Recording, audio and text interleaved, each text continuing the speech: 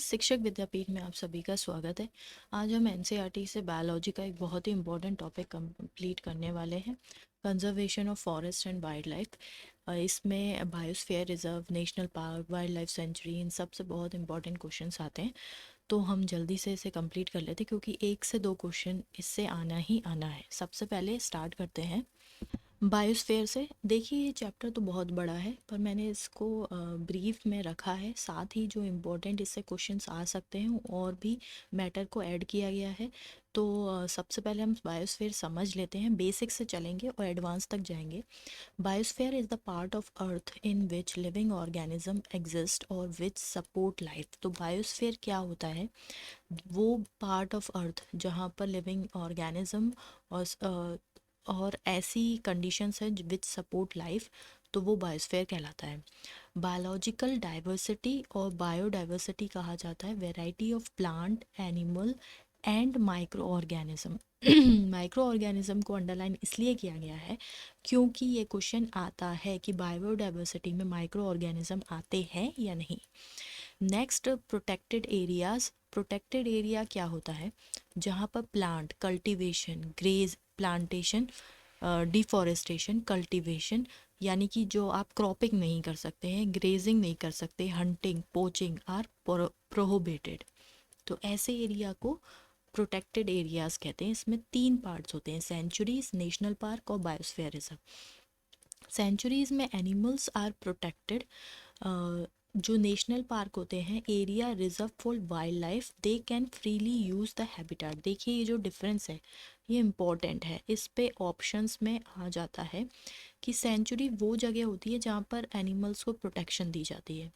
National park वो है, थोड़ा वाइड एरिया होता है, यहाँ पर जो भी एनिमल हैं उनको अपने हैबिटेट में फ्रीली मूव करने की जगह मिलती है। और बायोस्फीयर रिजर्व एक बहुत बड़ा एरिया होता है, large area for conservation of wild life, plants and animal resources and traditional life of the tribal living in that area. तो इतना बड़ा एरिया होता है कि पूरे पूरे जो फॉरेस्ट होते हैं, पहाड़ होते हैं, उन सबको बायोस्फीयर रिजर्व बना दिया जाता है। और वहाँ पर जो ट्राइब्स रहती हैं, प्लांटेशन है, फ्लोरा और फोना, सबको प्रोटेक्ट किया जाता है।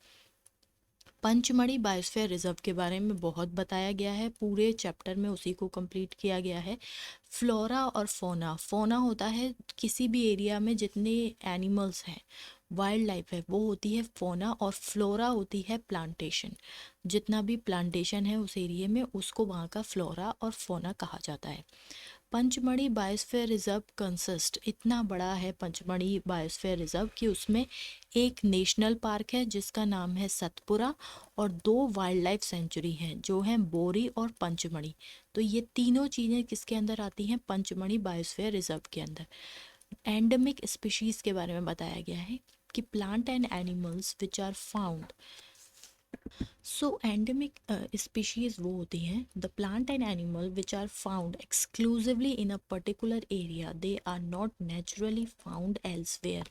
उसी पर्टिकुलर एरिया में वो स्पीशीज पाई जाती है, कहीं और नहीं पाई जाती, उसे बोलते हैं एंडेमिक स्पीशीज। अब जो पंचमढ़ी है उसका एंडेमिक फ्लोरा और फोना हम देख लेते हैं क्योंकि ये अलग से दिया हुआ है।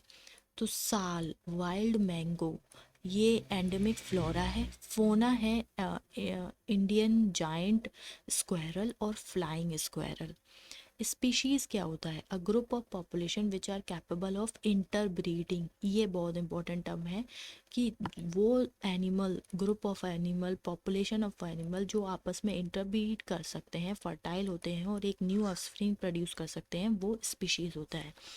अब ये ऐसे करके फ्लोरा फोना दिया हुआ है, तो ये वो चीज़ें बताई गई हैं जो वहाँ पर थी। ठीक है, साल, टीक, मैंगो, जामुन, सिल्वर फन, अर्जुन etcetera are the flora and chinkara.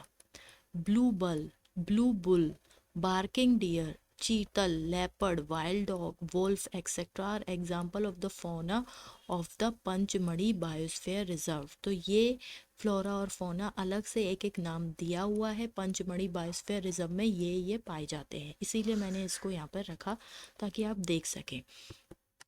Next ये है पंचमढ़ी बायोस्फीयर रिजर्व। क्या क्या था इसमें? इसमें सतपुरा नेशनल पार्क था, पंचमढ़ी वाइल्ड लाइफ सेंचुरी थी और बोरी वाइल्ड लाइफ सेंचुरी थी। तो ये है पंचमढ़ी बायोस्फीयर रिजर्व का, ये एनसीईआरटी का ही डायग्राम है। अब हम आगे चलते हैं। थ्रेटेंड वाइल्ड लाइफ जो पंचमढ़ी में पहले रहा करते थे वर फाउंड, ठीक है।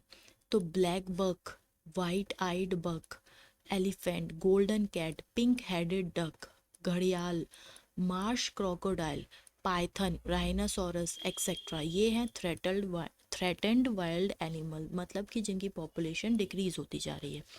हम क्या कर रहे हैं? हम कर रहे हैं बायोस्फीयर रिजर्व, जिसके अंदर हमने 2 वाइल्ड लाइफ सेंचुरी और एक नेशनल पार्क है, सतपुरा नेशनल पार्क। सतपुरा की पहाड़ियां हैं मध्य प्रदेश में, वही सतपुरा नेशनल पार्क है।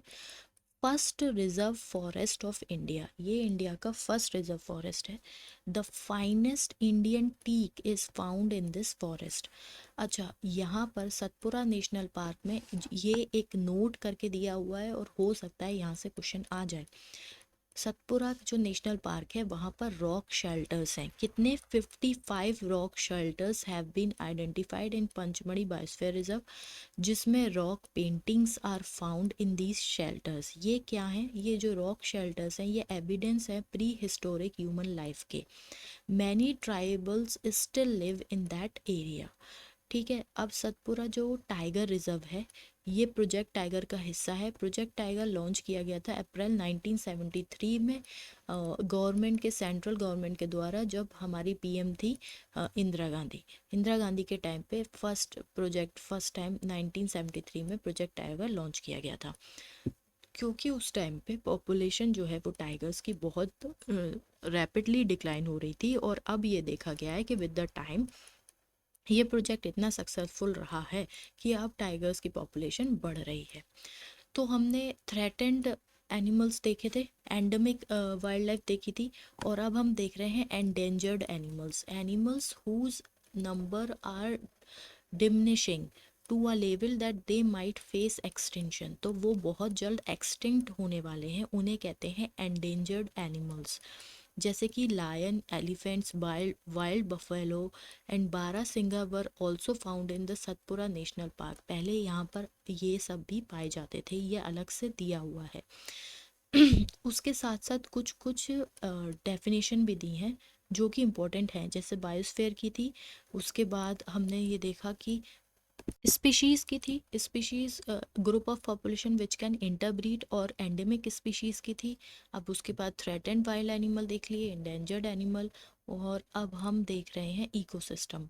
इसकी डेफिनेशन में भी एक पॉइंट है जो पूछा जाता है, वो ये है कि an ecosystem made up of all the plant, animal and micro organism in an area along with non-living components such as climate, soil, river deltas, etc. तो ये क्वेश्चन पूछ लिया जाता है कि क्या इकोसिस्टम की डेफिनेशन देके पूछ लिया जाता है क्या ये सही है या गलत है। जनरली इस नॉन लिविंग कंपोनेंट पे पूछा जाता है कि क्या सॉइल इकोसिस्टम का पार्ट है या नहीं। सी टेट में ये क्वेश्चन लास्ट टाइम पूछा गया था। रेड डाटा बुक के बारे में बताया गया है। रेड डाटा बुक क्या है? Source of book which keep a record of all the endangered animal and plants. इसको रेड डाटा बुक में एनिमल्स के लिए अलग होता है, प्लांट्स के लिए अलग होता है, रेड लिस्ट होती है, ठीक है। ये पब्लिश कौन करता है? International union for conservation of nature, IUCN के द्वारा ये पब्लिश की जाती है। इसमें पिंक पेजेस होते हैं, ग्रीन पेजेस होते हैं। पिंक पेजेस में कौन होता है? जो एंडेंजर्ड एनिमल है, जो बहुत जल्द ही एक्सटिंक्ट हो जाएंगे, और ग्रीन पेजेस वो होते हैं जो पहले एंडेंजर्ड थे, अब उनको रिकवर कर लिया गया, उनकी पॉपुलेशन बढ़ रही है। अब हम बायोस्फीयर रिजर्व को समझते हैं। तो पंचमढ़ी बायोस्फीयर रिजर्व के बारे में बताया गया है। बायोस्फीयर रिजर्व एक बहुत बड़ा एरिया होता है। उसमें क्या होता है कि जो स्टार्टिंग, जो आउटर कोर होता है, यहाँ पर ह्यूमन सेटलमेंट अलाउ करा जाता है। जैसे हमने देखा ट्राइब्स भी रहती हैं, तो उसे कहते हैं transition zone. Allow human settlement, crop cultivation भी आप कर सकते हैं, तो ये हो गया ट्रांजिशन जोन। दूसरा होता है बफर जोन। यहाँ पर टूरिज्म के लिए आप जाते हैं, जैसे जंगल सफारी में आप जाते हैं, for tourism grazing of animals allowed होते हैं। एक होता है कोर जोन, जहाँ पर किसी भी तरह की कोई ह्यूमन एक्टिविटी अलाउ नहीं होती है वहाँ पर। अच्छा, बफर जोन में आपकी साइंटिफिक रिसर्च भी होती है। तो ये 3 जोन होते हैं, ट्रांजिशन जोन, बफर जोन और कोर जोन। नेक्स्ट हम बायोस्फीयर रिजर्व इंडिया में कितने हैं। इंडिया में टोटल 12 बायोस्फीयर रिजर्व हैं। इन सब पे क्वेश्चन आते हैं। इसमें पंचमढ़ी के बारे में बताया हुआ है, बाकी के हम 11 और पढ़ लेते हैं क्योंकि क्वेश्चन आता है। सबसे पहला है नीलगिरी बायोस्फीयर रिजर्व, तमिलनाडु, केरला और कर्नाटक में है। ये 2000 में ओपन किया गया था। गल्फ ऑफ मन्नार, तो गल्फ ऑफ मन्नार कहाँ है, तमिलनाडु में। Sundarban biosphere reserve, waste Bengal. Nanda Devi biosphere reserve, Uttarakhand. Nokrek, Nokrek biosphere reserve, Meghalaya. Pachmarhi अभी हमने पढ़ा, Madhya Pradesh. Similipal biosphere reserve, Orissa. Great Nicobar biosphere reserve, Andaman and Nicobar. अंचनकमार और अमरकंटक बायोस्फीयर रिजर्व, छत्तीसगढ़ और मध्य प्रदेश। अमरकंटक से ही यहाँ पर पास की पहाड़ियों से कौन सा निकलता है, नर्मदा रिवर निकलती है। अगस्त्य मलाई biosphere reserve, Kerala and Tamil Nadu. Kanchenjunga national park, Sikkim. और पन्ना बायोस्फीयर रिजर्व, मध्य प्रदेश। तो ये हुए हमारे, देखिए मध्य प्रदेश में सबसे ज़्यादा नेशनल पार्क और 2 बायोस्फीयर रिजर्व हैं। आप देख सकते हैं पंचमढ़ी और पन्ना। यहाँ मध्य प्रदेश में ही सबसे ज़्यादा जंगल भी पाया जाता है। ये हो गया हमारा great Himalaya, Rajaji valley of, ये है हमारे नेशनल पार्क्स। अब हम जो इम्पोर्टेंट 10 नेशनल पार्क हैं उनको देख लेते हैं। हेमिस नेशनल पार्क, ये Jammu Kashmir. Desert national park, Rajasthan. Gangotri national park, Uttarakhand. Namdapha national park. Kanchenjunga national park. Indravati, ये कहाँ है, Chhattisgarh. Jim Corbett, Uttarakhand. Sundarban, west Bengal. Gir national park, Gujarat. और गुरु घड़ियाल संजय नेशनल पार्क, छत्तीसगढ़। तो ये हमारे टॉप 10 नेशनल पार्क हैं। Largest national park, top 10 largest national park in India, और ये सीरीज वाइज मैंने आपको बताए हैं। हेमिस, डेजर्ट, गंगोत्री, नमदपाह अरुणाचल प्रदेश, और कंचनजंगा, उसके बाद गुरु घड़ियाल संजय नेशनल पार्क, गिर है, सुंदरबन, जिम और फिर इंद्रावती। ये top 10 largest national park in India. तो अभी हमने एक बहुत इम्पोर्टेंट टॉपिक कवर किया है, इससे एक क्वेश्चन तो आना ही आना है नेशनल पार्क और बायोस्फीयर रिजर्व से। आप हमारे साथ अंत तक बने रहे, इसके लिए बहुत बहुत धन्यवाद। कल सुबह तक आपको पूरी बायो की वीडियो भी मिल जाएगी। इसी तरह से हमारे साथ बने रहें, आपका कोर्स कंप्लीट, आपके इम्पोर्टेंट टॉपिक कंप्लीट होते जा रहे हैं।